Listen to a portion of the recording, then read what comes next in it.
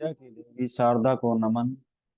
My dear friends, आज 25 मार्च, जो कि 10th पेपर 10th क्लास का पेपर एसएसटी का होने जा रहा है।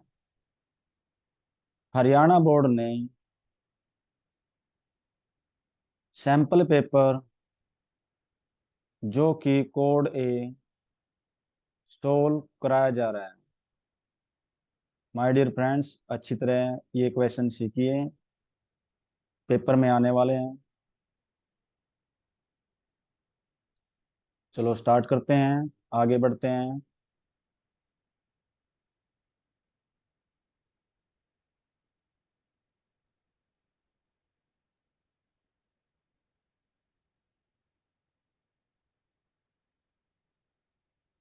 ये देखिए, हिस्ट्री बुक है, उसमें से क्वेश्चन।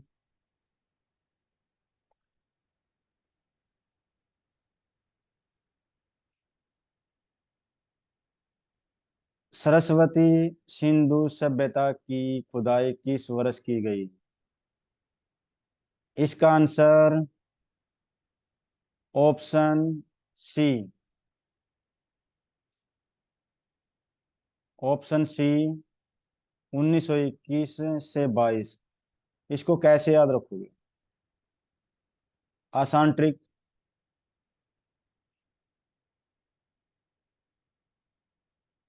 यहाँ पर सर सर दो अक्षरों से मिलकर बना है, और एक टाइम में एक ही सर हमारे को स्टडी करा सकता है। तो 21 यानी कि 1921।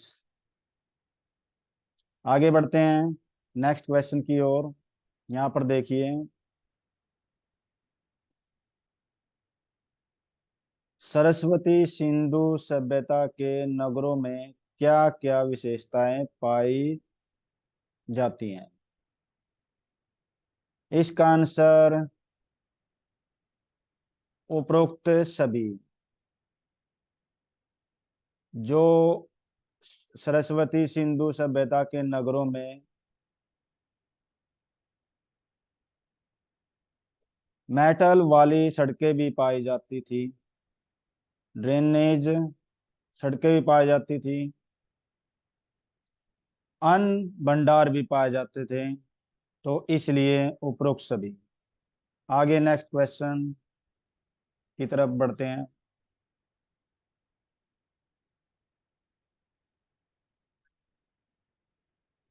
Next question,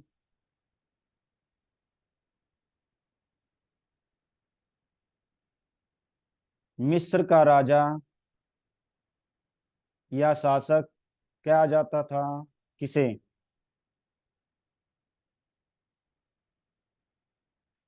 option maharaja, Wang, pharaoh. बिल्कुल ठीक, फराओ को कहा जाता था। इसका answer C. Next question, Gayatri mantra किस वेद से लिया गया है? गायत्री मंत्र, जो कि ऋषि मुनि गाते थे, और रै से ऋषि, देखिए यहाँ पर ऋग्वेद, सी ऑप्शन। ऋ से ऋषि, गायत्री मंत्र, ऋषि मुनियों का काल।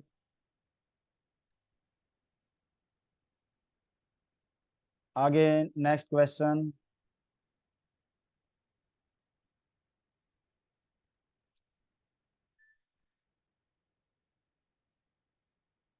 यहाँ पर देखिए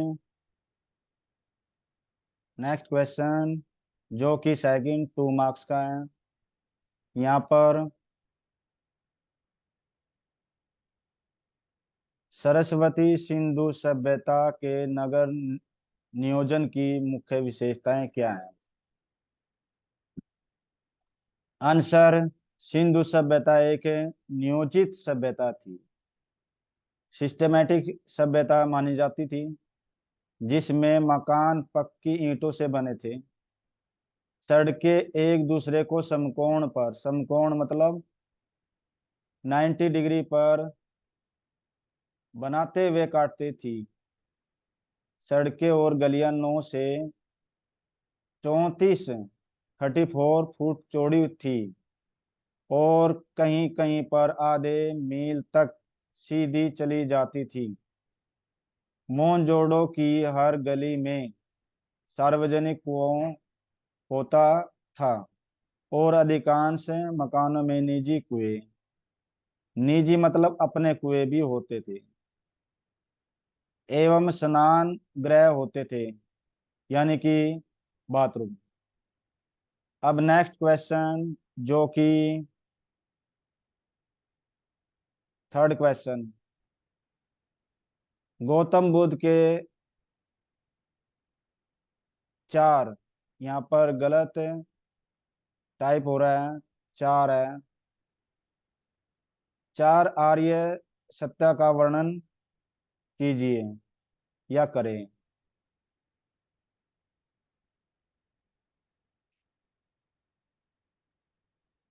गौतम बुद्ध के चार आर्य सत्य।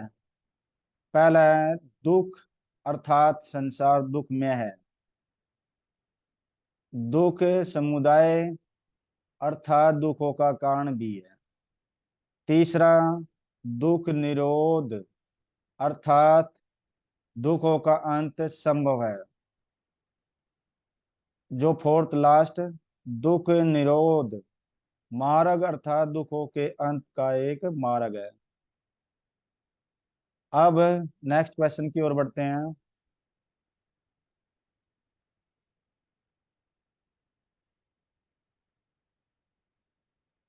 सिविक्स के क्वेश्चन करेंगे।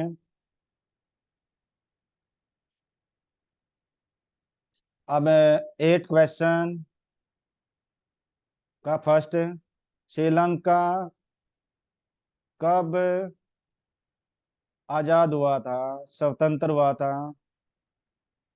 बिल्कुल 1948 को। B option is correct. भारत आजाद होने के 1 साल बाद ही श्रीलंका आजाद हो गया था। नेक्स्ट क्वेश्चन, सेकंड, कौन सा देश होल्डिंग टुगेदर संघ कहा जाता है?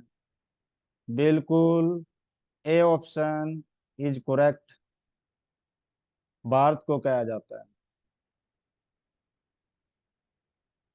आगे बढ़ते हैं नेक्स्ट क्वेश्चन की ओर।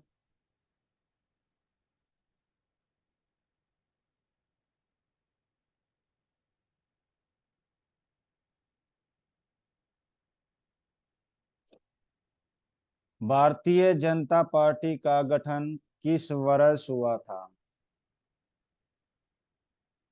जिसको हम बीजेपी कही जाती है, जो कि 2023 में मोदी की पार्टी?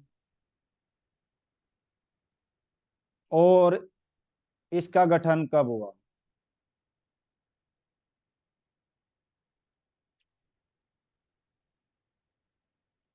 देखिए, बिल्कुल ठीक, बी ऑप्शन इज करेक्ट। 1980 में BJP party, Bharatiya Janata party का गठन यानी बन चुकी थी। Next, fourth part, fourth question, भारतीय राष्ट्रीय कांग्रेस का गठन किस वर्ष हुआ था? अब यहाँ पर कांग्रेस का पूछा गया है, कांग्रेस का पूछा गया है। और कांग्रेस का जो निशान है वो हाथ का है। और हाथ में कितनी उंगलियां होती है? 5। और पांचों इकट्ठी हो जाएं, इकट्ठी मतलब 8, यानी 1885। इसका आंसर कांग्रेस जो पार्टी का गठन बनाई गई थी 1885 में बनाई गई थी। C option is correct. Next, आगे बढ़ते हैं।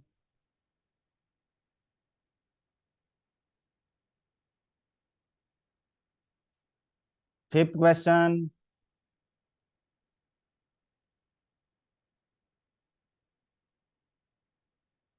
यहाँ पर देखिए, SPA किस देश से संबंधित है? बिल्कुल सही, D option is correct, Belgium से। बेल्जियम देश से संबंधित है। 9 क्वेश्चन करेंगे। पावर शेयरिंग क्या है? इसका आंसर क्या होगा? देखिए, यह मान लिया गया था कि सरकार की सारी शक्तियां एक व्यक्ति या एक स्थान पर स्थित व्यक्तियों के समूह में होनी चाहिए, अन्यथा क्विक डिसीजंस लेना और उन्हें लागू करना बहुत कठिन होगा। लेकिन लोकतंत्र के उदय के साथ ये धारणाएं बदल गई हैं। नेक्स्ट 10 क्वेश्चन, बहुदलीय यानी ज्यादा पार्टी, बहुदलीय प्रणाली क्या है? उदाहरण सहित समझाइए। इसका आंसर क्या होगा? जब किसी राज्य में दो या दो से अधिक राजनीतिक दल महत्वपूर्ण होते हैं, अथवा अनेक दल अनेक दल होते हैं और उनकी स्थिति सामान्यता सामान्यता की होती है, तथा से अधिक दल मिलकर सरकार बनाने की स्थिति में होते हैं, तो उस देश की व्यवस्था बहुदलीय प्रणाली कहलाते हैं या कही जाती है। भारत का उदाहरण ले सकते हैं हम, जहाँ काफी सारी पार्टियां हैं, INC, BJP, आप, कांग्रेस पार्टी आदि पार्टियों को चुनाव में बहुमत हासिल करने के बाद सरकार बनाने का अधिकार है। इसलिए जिस देश में कई पार्टियों को सरकार बनाने का अधिकार हो, उसे बहुदलीय प्रणाली कहा जाता है। अब ये दो दो मार्क्स के क्वेश्चन थे। अब हम आगे बढ़ते हैं।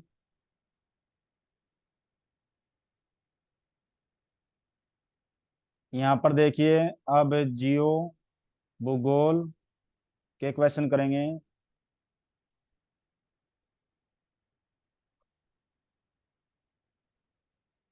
यहाँ पर फिफ्थ का फर्स्ट क्वेश्चन, लो आयस्क निम्न में से किस प्रकार का संसाधन है?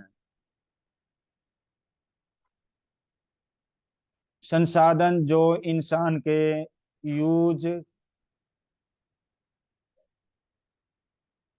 कर सकता है उसे संसाधन कहते हैं, उसका उपभोग करता है उसे संसाधन कहते हैं।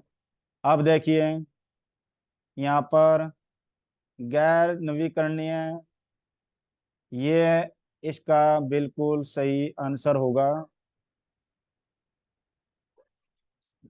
अब आगे नेक्स्ट क्वेश्चन करते हैं।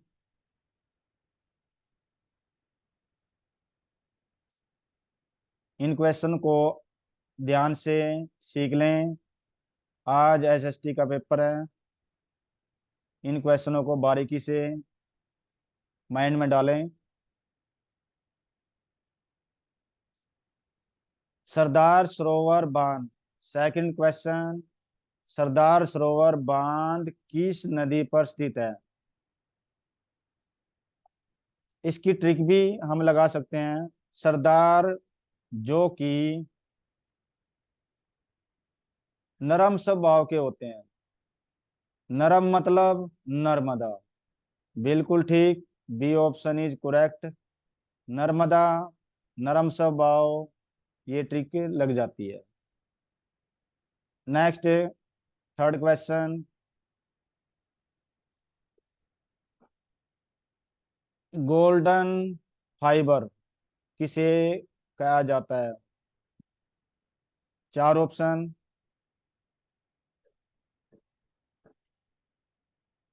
इसकी ट्रिक भी लगाई जा सकती है। गोल्डन मतलब सोना, सोने की तरफ सब दौड़ते हैं।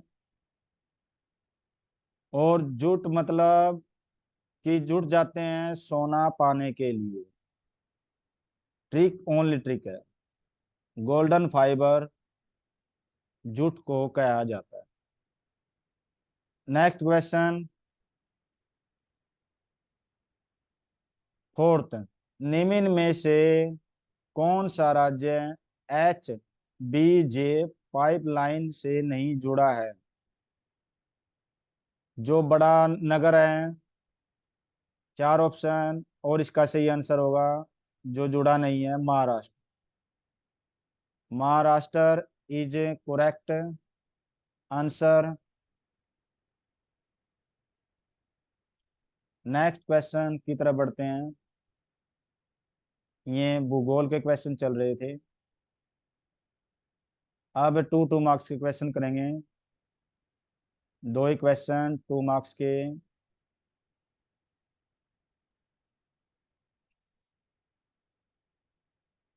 16 क्वेश्चन देखिए।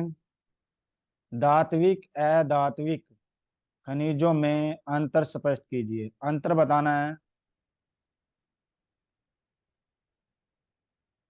अब देखिए, ये क्वेश्चन आप देख सकते हो। Next question.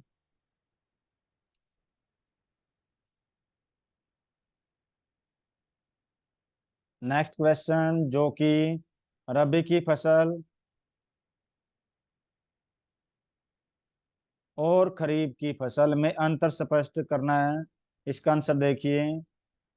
रबी की फसल, रबी की, रबी मतलब ट्रिक है। रबी में रह से रजाई, रजाई किन दिनों में ओढ़ी जाती है? सर्दियों में। जो फसल सर्दियों में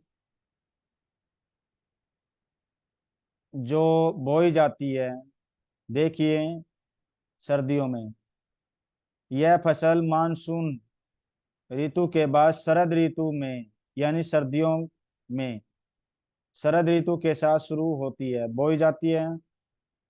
इन देखिए, इनकी मुख्य फसलें गेहूं, जौ, चना, सरसों, अलसी जैसे तेल निकालने के बीज आदि।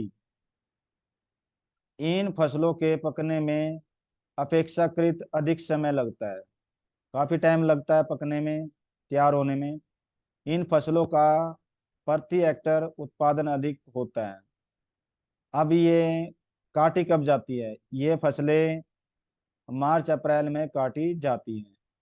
कौन सी? रबी की फसल। आगे बढ़ते हैं। खरीफ की फसल।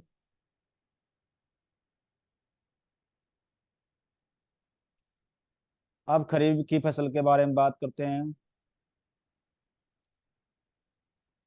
खरीफ की फसल, यह फसल मानसून ऋतु के आगमन के साथ ही शुरू होती हैं।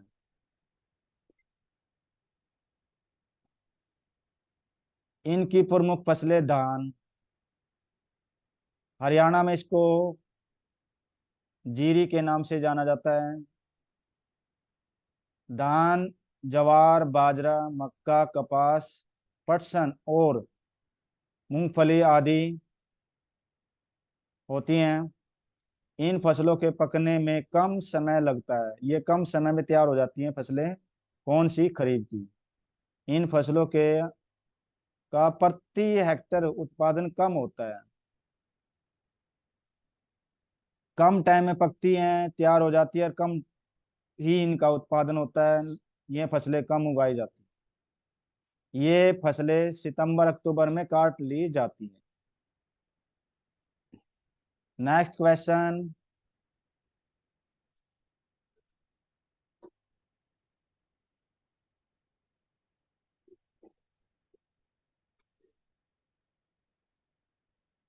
ये देखिए, अर्थशास्त्र economics.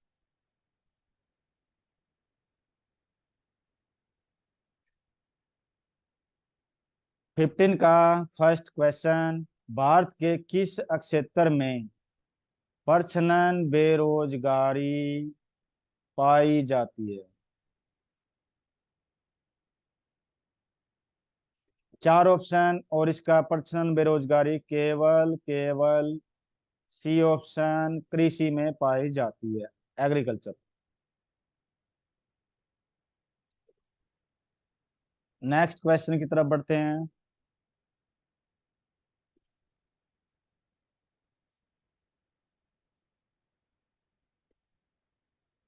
Next question second. Bharat का भारत का केंद्रीय बैंक, सेंट्रल बैंक कौन सा है? कौन सा है? चार ऑप्शन। इसका आंसर देखिए, A option is correct, RBI, reserve bank of India. ये सेंट्रल बैंक कहा जाता है भारत। Next question third. विश्व व्यापार संगठन यानी वर्ल्ड ट्रेड ऑर्गेनाइजेशन की स्थापना कब हुई थी? चार ऑप्शन। बिल्कुल, बी ऑप्शन इज करेक्ट। अब इसकी ट्रिक अगर बनाई जा सकती है, जो ट्रेड होता है, व्यापार होता है, पांच हाथ की पांच उंगलियों से, हाथों हाथ यानी पांच उंगलियों से व्यापार होता है, हाथ मिलाना पड़ता है व्यापार के लिए, किसी न किसी पार्टी से, किसी न किसी व्यापारी से। तो पांच इसमें आया हुआ है। अब नेक्स्ट क्वेश्चन।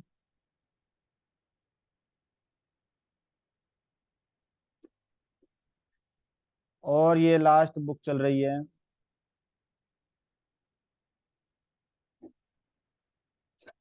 नेक्स्ट क्वेश्चन है 22। और ये जो क्वेश्चन है, वेरी वेरी इंपॉर्टेंट क्वेश्चन है, पेपर में आने वाला है आज। सीखिए, मानव विकास सूचकांक क्या है? इंग्लिश में ह्यूमन डेवलपमेंट इंडेक्स यानी कि HDI के मूल घटक लिखिए। यहाँ पर देखिए, मानव विकास, इसका आंसर है मानव विकास सूचकांक यानी कि ह्यूमन डेवलपमेंट इंडेक्स एक सूचकांक है जिसका उपयोग देशों को मानव विकास के आधार पर आंकने के लिए किया जाता है। इस सूचकांक से इस बात का पता चलता है कि कोई देश विकसित है, विकासशील है या अविकासशील है, तरक्की कर रहा है या तरक्की नहीं कर रहा।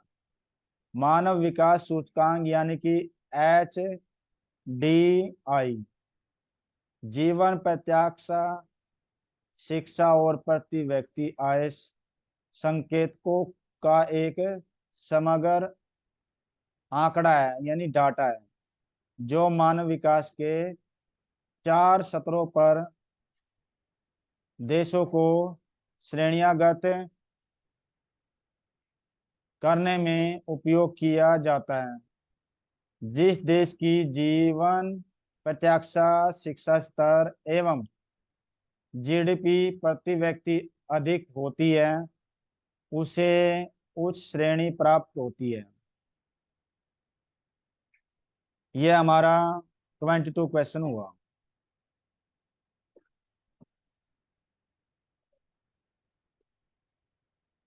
अब नेक्स्ट क्वेश्चन,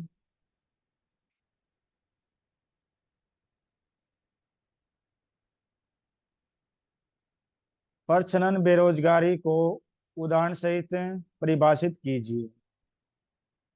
प्रच्छन्न बेरोजगारी यानी कि अर्थात छुपी हुई बेरोजगारी।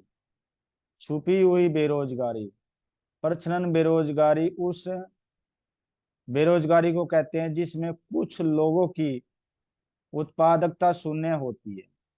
अर्थात यदि इन लोगों को उस काम से हटा दिया या हटा भी लिया जाए तो उस उत्पादन पर कोई अंतर नहीं आएगा।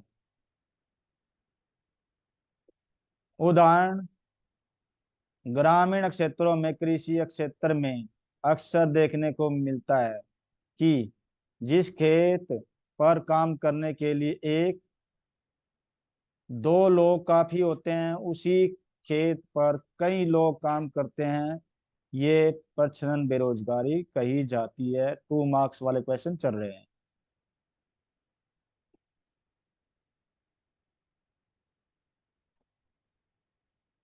अब ये देखिए, ये जो सैंपल पेपर 2023 का कंप्लीट हो जाता है। आई होप ये क्वेश्चन आपने अपने माइंड में डाल लिए होंगे, और आज जो परीक्षा एग्जाम होने वाला है एसएसटी का, उसमें ये क्वेश्चन हेल्पफुल रहेंगे।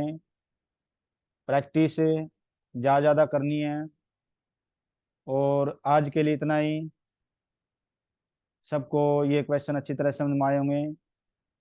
नेक्स्ट वीडियो पाने के लिए सब्सक्राइब और लाइक कीजिए, और अपने दोस्तों को भी बताइए इस चैनल पर आएँ और ज़्यादा से ज़्यादा सीखिए।